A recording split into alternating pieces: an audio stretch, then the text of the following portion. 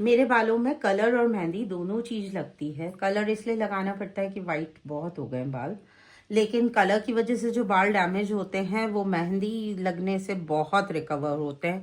मेहंदी, मैं कह सकती हूँ कि अगर ये मेहंदी ना हो तो शायद आज मेरे बाल बिल्कुल खत्म हो चुके होते।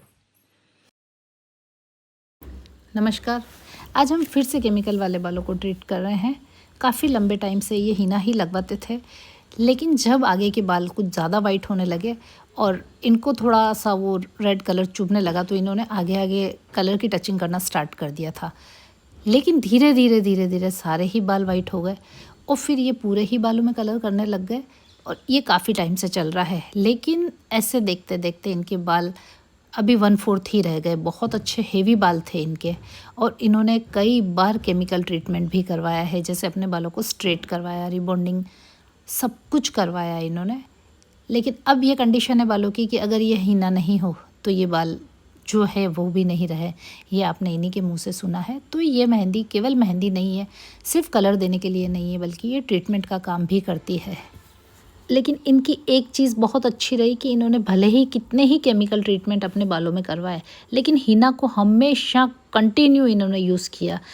सबने मना किया, जहाँ से इन्होंने केमिकल ट्रीटमेंट करवाया उन्होंने भी ये बोला कि अब आप हीना नहीं लगाएंगे, पर इन्होंने हीना हमेशा लगवाई है, क्योंकि इनको पता है कि हीना से ही इनके बाल थोड़े सही रहेंगे।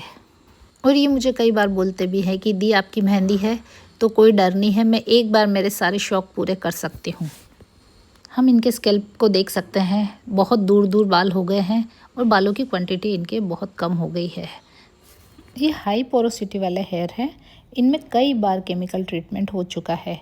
केमिकल ट्रीटमेंट क्यूटिकल्स लेयर को डैमेज कर देता है, जिससे क्यूटिकल्स के बीच में छोटे छोटे से गैप्स बन जाते हैं। इस वजह से बाल स्पॉन्ज की तरह एक्ट करते हैं, मॉइस्चर को जल्दी एब्जॉर्ब भी कर लेते हैं पर उतनी ही तेज़ी से छोड़ भी देते हैं। उसका रिज़ल्ट ये होता है कि बाल ड्राई, रफ, फ्रीजी और वीक हो जाते हैं।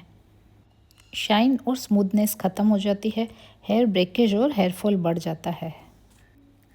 पर इन बालों को हीना ने ज़्यादा डैमेज होने से बचा रखा है, वरना जितना केमिकल इन बालों ने सहा है उतने में तो ये बचते भी नहीं।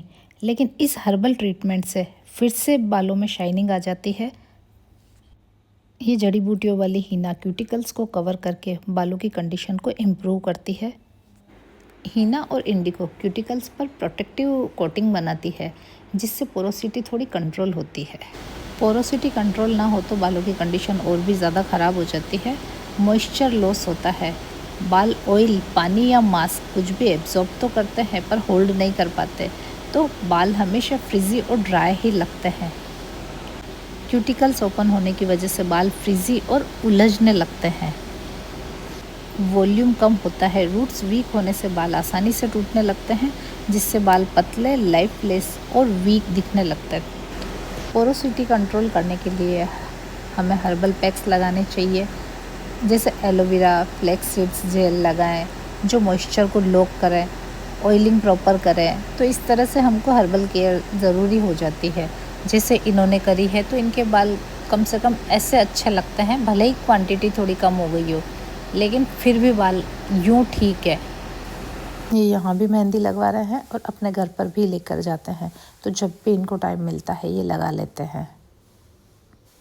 अभी भी इन्होंने 2 दिन पहले आगे आगे लगा रखी है, लेकिन पीछे हाथ अच्छे से नहीं जाता है, तो पीछे से वाइट है लेकिन आगे से स्कैल्प पूरा रेड है। मेहंदी कंप्लीट हो गई है और शावर कैप लगा दी है हमने।